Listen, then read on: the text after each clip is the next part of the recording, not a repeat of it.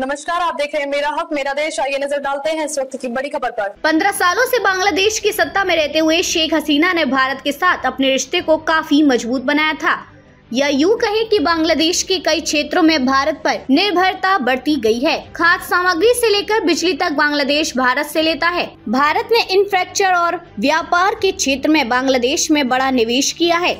दोनों देशों के बीच ट्रेन लाइन है और लोग सीमा पार करके बड़ी आसानी से एक से दूसरे देश आते जाते हैं। इस साल शेख हसीना भारत के प्रधानमंत्री नरेंद्र मोदी के तीसरे कार्यकाल की पहली विदेशी मेहमान थी। बीते एक साल में दोनों नेताओं के बीच 10 बार मुलाकात हुई है। साल 2009 से जब से शेख हसीना बांग्लादेश की सत्ता में आई, तब से ही भारत ने वहां बड़े प्रोजेक्ट में निवेश किए हैं। ऐसे में इस तरह से शेख हसीना का देश की सत्ता से बाहर होना लोगों का उनके प्रति गुस्सा और जिस तरह से देश की सत्ता में परिवर्तन हो रहा है, उससे भारत की कई सारी चीजें दांव पर लगी हैं। खासकर दोनों देशों के बीच द्विपक्षीय समझौते, जिनमें भविष्य में होने वाला मुक्त व्यापार समझौता भी शामिल है। बांग्लादेश भारत का व्यापार के लिहाज से इस उपमहाद्वीप में सबसे बड़ा साझेदार है और भारत भी बांग्लादेश के लिए चीन की दूसरा सबसे बड़ा ट्रेड पार्टनर है।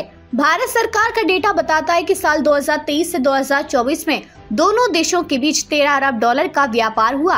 बीते साल नवंबर महीने में दोनों देशों के प्रधानमंत्री ने भारत समर्थित 3 विकास परियोजनाओं का उद्घाटन किया था। अखौरा अगरतला रेल लिंक, खुलना मोंगला पोर्ट रेल लाइन और मैत्री थर्मल प्लांट। अखौरा अगरतला पहली ट्रेन सेवा है जो पूर्वोत्तर भारत को बांग्लादेश से जोड़ती है। भारतीय रेल ने लाइन ऑफ क्रेडिट प्रोग्राम के तहत बांग्लादेश के रेल इंफ्रास्ट्रक्चर में लगभग 1000 करोड़ का निवेश किया है। बांग्लादेश में अडानी समूह का भी बड़ा निवेश है। अडानी पावर ने साल 2017 में बांग्लादेश पावर डेवलपमेंट के साथ 25 साल का समझौता किया था, जिसमें अडानी पावर की ओर से अपने झारखंड स्थित गोडा प्लांट से 1496 मेगावाट बिजली देने का वादा है। गोडा पावर प्रोजेक्ट देश का पहला ट्रांजैक्शनल पावर प्लांट है। इसकी 100% एनर्जी बांग्लादेश भेजी जाती है। साल 2023 से ये प्लांट बांग्लादेश में बिजली भेज रहा है। अडानी के साथ साथ बांग्लादेश में Dabur, Marico, hero MotoCorp, TVS motor का भी निवेश है। बांग्लादेश में 2007 से 2010 तक भारत के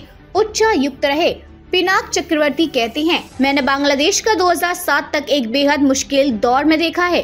ये भी ऐसा दौर है जहां प्रशासन व्यवस्था खत्म हो गई है, लेकिन बांग्लादेश में सरकार किसी की भी बने, वो देश की अर्थव्यवस्था को अनदेखा तो नहीं कर सकती। वो कहती है भारत पर बांग्लादेश की निर्भरता इतनी ज्यादा है कि वो भारत को नहीं छोड़ सकता। तो ऐसे में कुछ वक्त के लिए जो प्रोजेक्ट है वो रुकेंगे, लेकिन भारत का निवेश दांव पर लगा है। ये कहना या समझना ठीक नहीं है। अब तक के लिए बस इतना ही। फिर होगी आपसे मुलाकात ऐसी एक और बड़ी खबर के साथ। तब तक के लिए नमस्कार और देखते रहिए मेरा हक मेरा देश।